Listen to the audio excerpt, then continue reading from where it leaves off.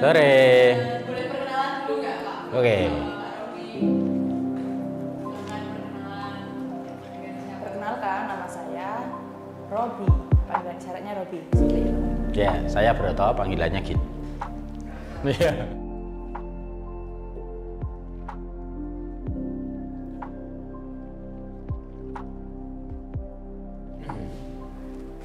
Siapa yang mau cerita? Oke. Jadi Bawayang itu komunitas inklusi tepatnya, karena di Bawayang itu komunitas kami beranggotakan teman-teman tuli dan teman-teman dengar. Jadi kayak Mas Robi ini dia terakhir tuli dan ada beberapa teman tuli yang kemudian bergabung, dan memang kami fokus pada pengembangan kemampuan seni teman-teman tuli pada awalnya. Tapi berikutnya kemudian bergabung di komunitas kami selain tuli juga kadangkala kita berkolaborasi dengan teman netra, dengan teman akondroplasia, bahkan juga dengan teman-teman daksa juga.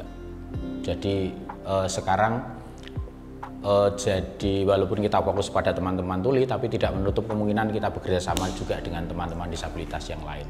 Tapi tetap ada orang dengar seperti saya yang berada di komunitas Bawayang. Begitu.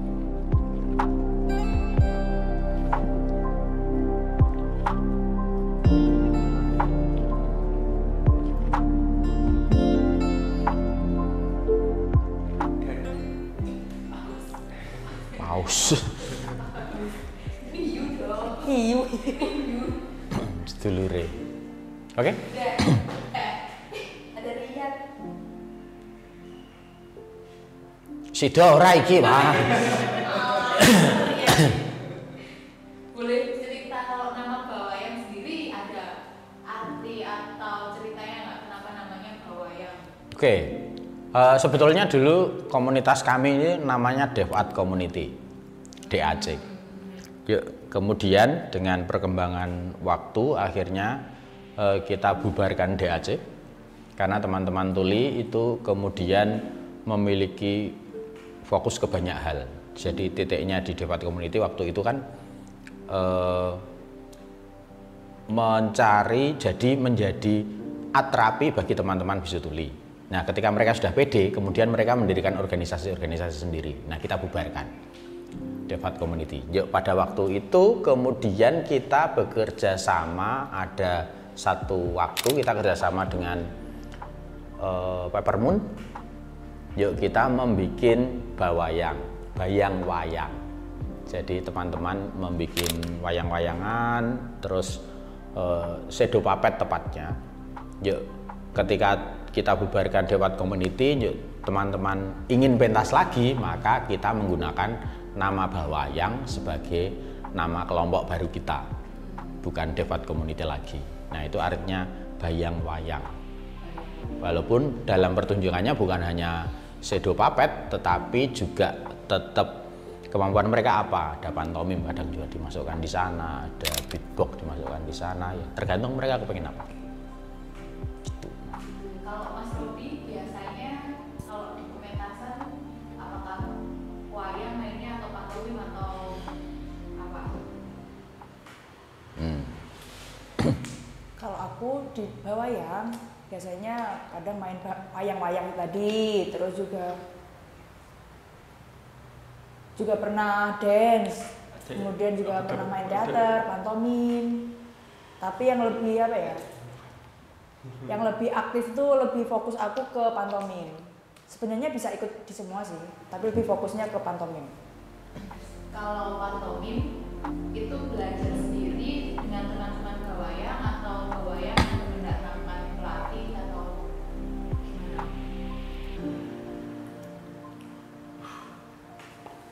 Dulu pantomim, pas pantomim itu pernah dengan Pak Broto itu kayak belajar.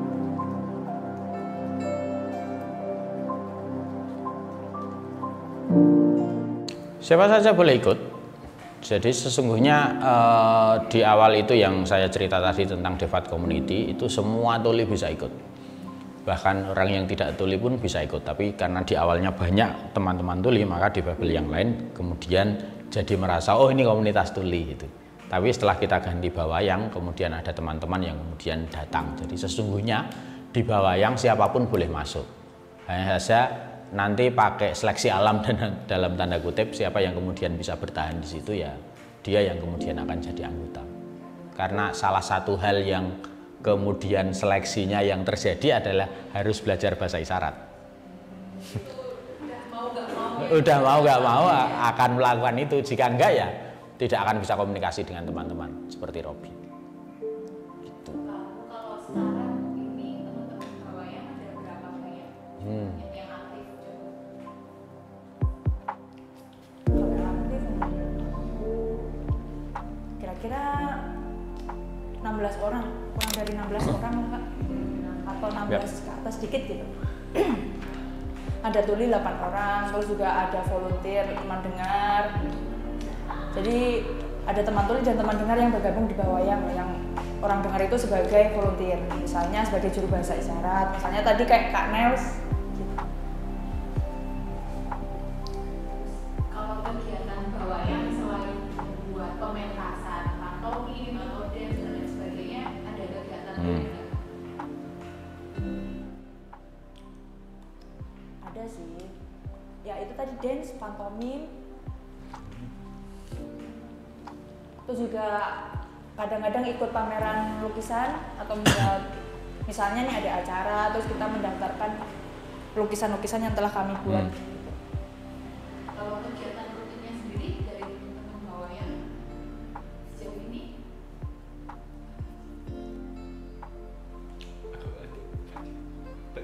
Tergantung sih Kak, misal ada kayak informasi tentang pementasan, nah itu tuh baru rutin latihannya, kegiatannya tuh di situ gitu. Ya karena titiknya kita latihan yang secara rutin itu sudah kita lalui. Jadi kayak Robi ini sudah bergabung di Bawayang sejak kelas berapa kamu? Dulu kelas berapa? Pas DAC tahun 2008. Ya. Itu SMP kelas 2 kalau nggak salah. Nah dari SMP, nah di titik-titik awal itu memang ada latihan rutin, tapi berikutnya setelah mereka bisa akhirnya dan kita berkali-kali pentas, akhirnya ketika ada informasi, oh kita diajak pentas ke sini ya, baru kemudian kita meramu, kita mau pakai yang mana nih, gitu. Atau kemudian kita bikin baru. Nah ketika bikin baru kan relatif saya yang berada di sini sudah tahu kemampuan mereka. Oke, berarti kita bikin cerita ini jadi akan lebih cepat. Jadi nggak ada latihan rutin lagi sekarang.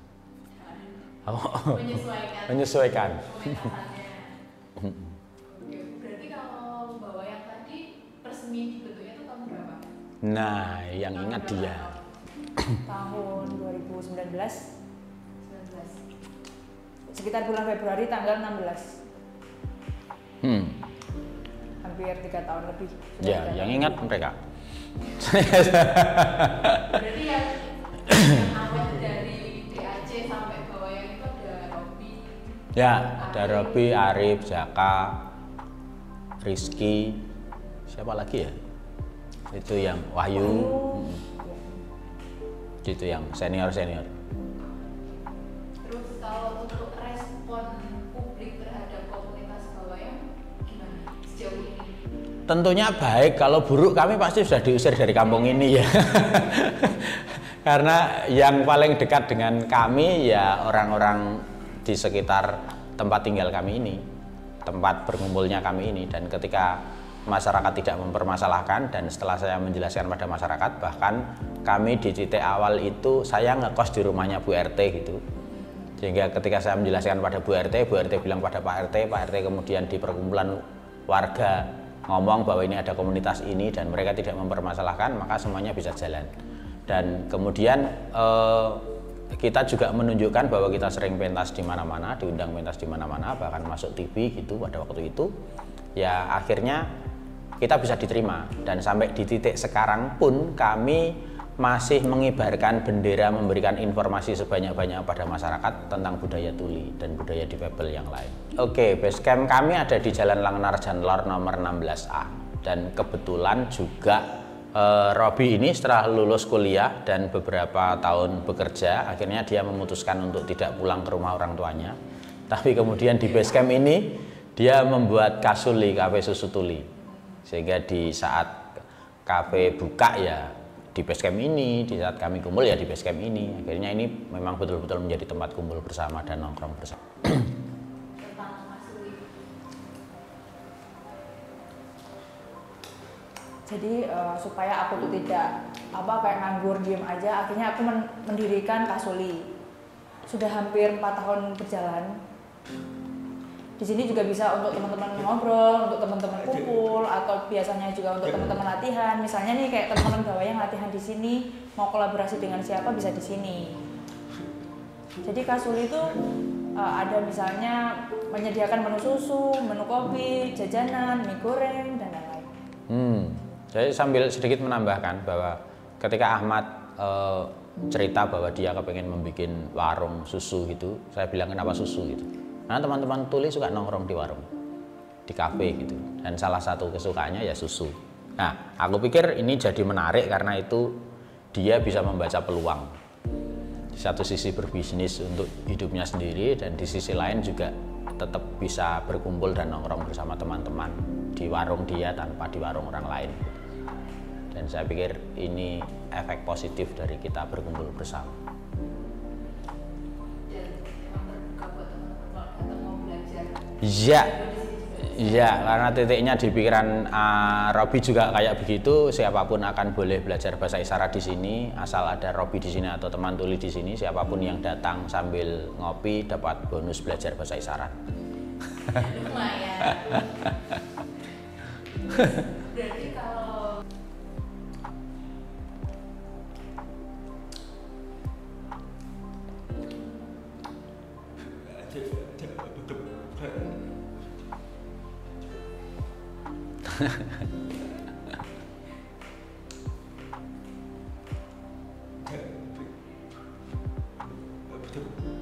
Jadi pas ada workshop misalnya kayak ngajar atau pelatihan bahasa isyarat di sini, atau ada misalnya latihan pantomim bareng kayak gitu di sini, yang paling diingat.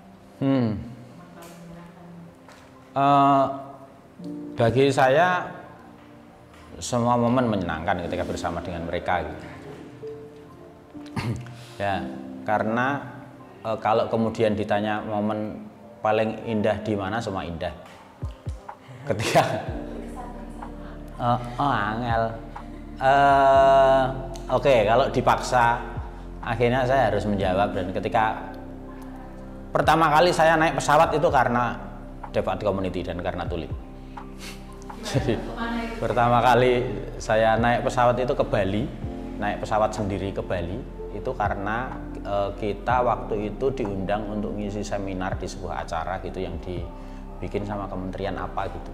Nah, kita menjadi salah satu narasumbernya, dan waktu itu saya bilang, ya udah, saya tidak mau sendiri, harus bersama dengan teman-teman ini karena untuk membuktikan dan yang presentasi mereka yang nanti kemudian saya tinggal nambahi gitu. Nah, itu awal pertama kali saya naik pesawat. Dan waktu itu saya bingung naik pesawat itu harus bagaimana. Saya bertanya kepada orang yang sering pergi dan saya ditertawakan, alah kamu pura-pura gitu. Enggak, saya belum pernah naik pesawat. Itu harus bagaimana, beli tiketnya di mana, bla bla bla, masuknya gimana, bayarnya berapa gitu-gitu.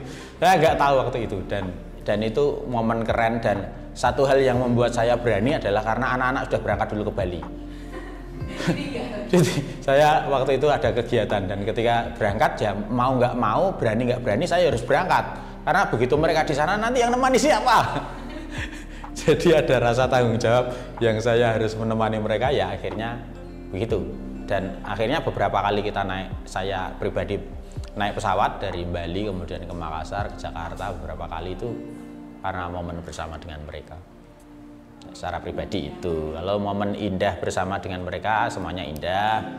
Momen indah bersama dengan mereka itu kalau mereka wow, terpukau dengan beberapa hal. Misalnya kita tinggal di sebuah hotel lantai 20 gitu-gitu di Surabaya, tiba-tiba kita dijamu dengan sangat mewah, masuk rumah makan yang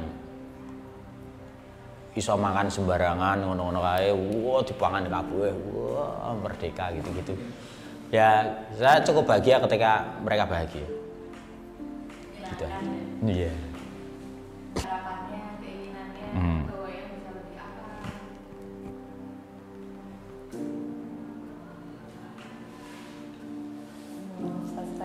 misalkan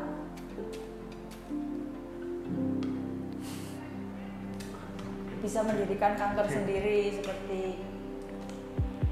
ya mendirikan kantor sendiri, terus juga untuk tempat berkumpul teman-teman, misalnya untuk nongkrong seperti sekarang Kasuri, terus juga harapannya bisa terbang ke luar negeri, bisa jalan-jalan.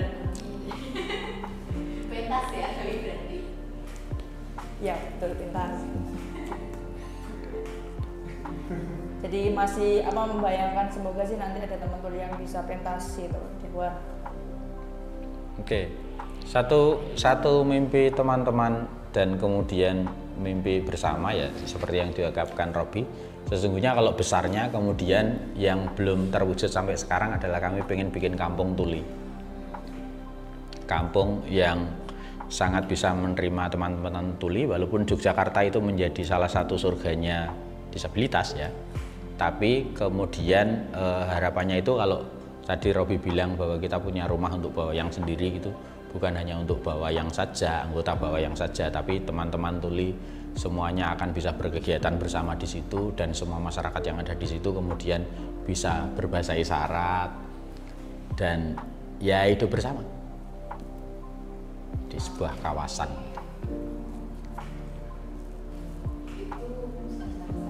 Ya. Kalau untuk komunitas teman-teman difabel selain bawayang di Jogja sebenarnya ada banyak nggak sih Kak? Dibilang banyak, bilang sedikit, karena yang kemudian fokus di pengembangan seni memang tidak banyak. Saya paling bisa menyebutkan Nali Tari, Pusar Bumi, Instaben. Instaben dengan Pusar Bumi itu hampir mirip karena isinya teman-teman netra gitu-gitu. Kalau yang lain itu lebih mereka gawe dewe dan belum berkomunitas.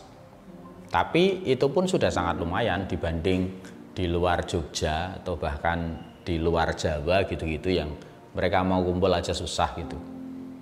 Dan sekarang juga pemerintah sudah betul-betul kayak Robi memakai kaos mukti gitu-gitu, kegiatan-kegiatan disabilitas juga akan ada pekan budaya difabel di Jogja gitu-gitu. Itu terjadi di Jogja. Dan itu mengumpulkan komunitas difabel juga bukan hal yang mudah ternyata, walaupun masyarakat dan pemerintah sudah mulai terbuka dengan itu. Jadi kalau pertanyaannya banyak enggak sih? Ya banyak ya enggak. Di tempat lain enggak ada soalnya. Tapi sudah sangat terbuka ya. Harapannya sih kemudian teman-teman dari jenis disabilitas yang berbeda selain tuli gitu kemudian membuat organisasi, membuat wadah sehingga akan bisa muncul teman-teman itu enggak hanya di komunitasnya saja tapi didengar ke masyarakat dan ke dunia bahkan. Yap. Boleh ini Kak, bawayang ada bahasanya, ada isyaratnya? Ada. Bawayang. Bawayang begini. Jadi ini lambang senter, ini adalah layarnya.